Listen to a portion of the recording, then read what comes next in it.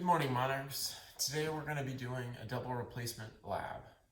And I have 6 solutions here that we're going to test to see if there is a reaction between them.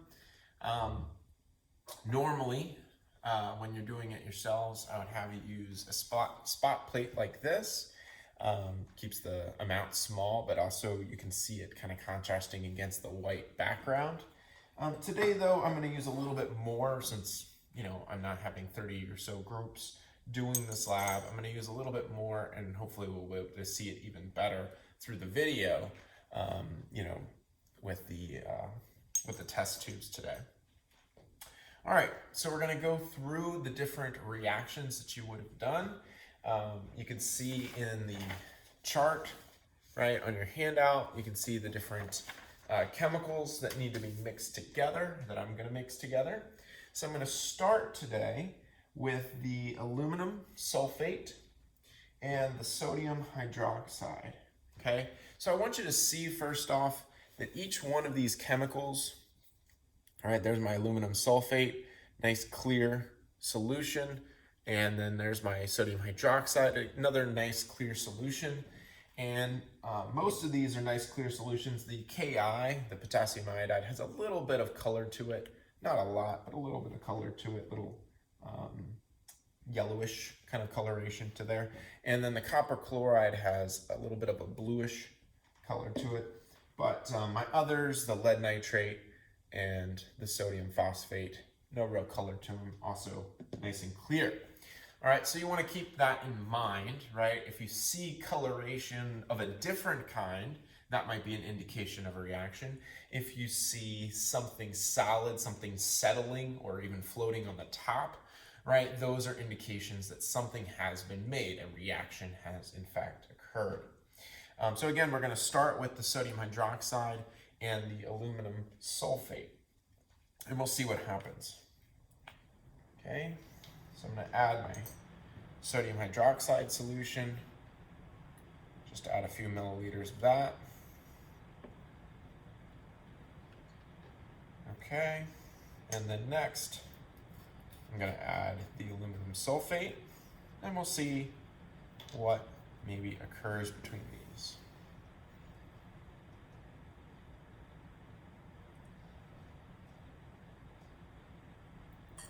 Okay, and I think you might be seeing something. You'll want to take down just a couple of quick observations of that. Or you can refer back to it in the video, of course, right? All right. So we'll put that one to the side for now. That's the first reaction.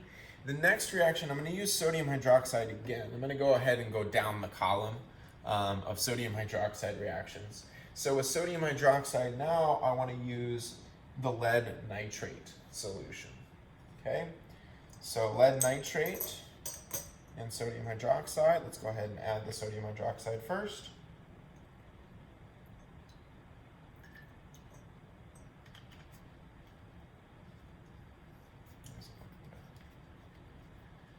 And here is my lead nitrate.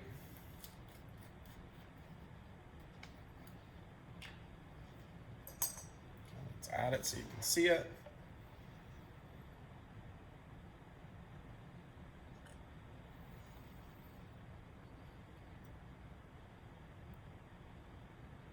And you can see at first it kind of mixes in, but give it a little bit of a moment, and you can see it falling.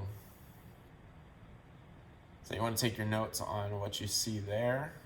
So to tilt it, maybe add a little bit more.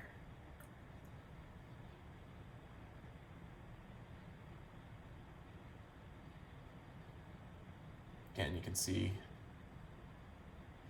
what that looks like.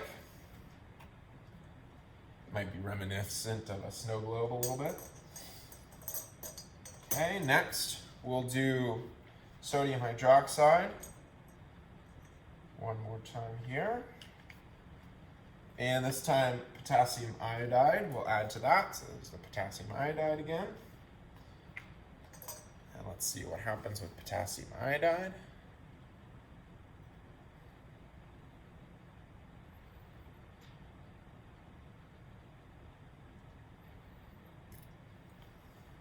take a look. I won't comment anymore on what's happening. I just want you to take your notes on what you see. All right, so get a good look at that. Oops. There we go, there's the camera. All right. Now we have sodium hydroxide and copper 2 chloride. So again, we put our sodium hydroxide in there. And here comes the copper 2 chloride solution.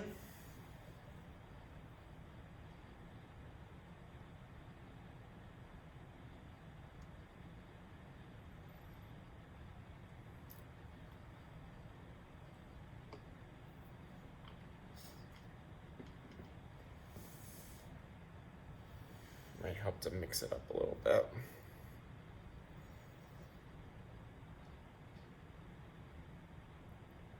Now I'm also going to come back and show you what these look like after a little bit of time has passed, because this one's a little bit interesting in that regard.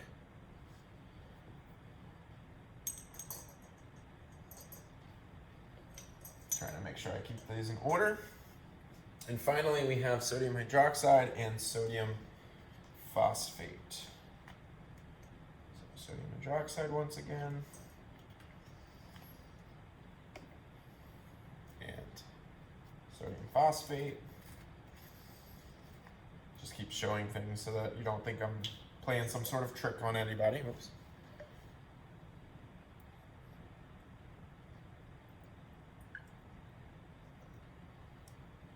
See this one. Okay. So those are the first column in that set.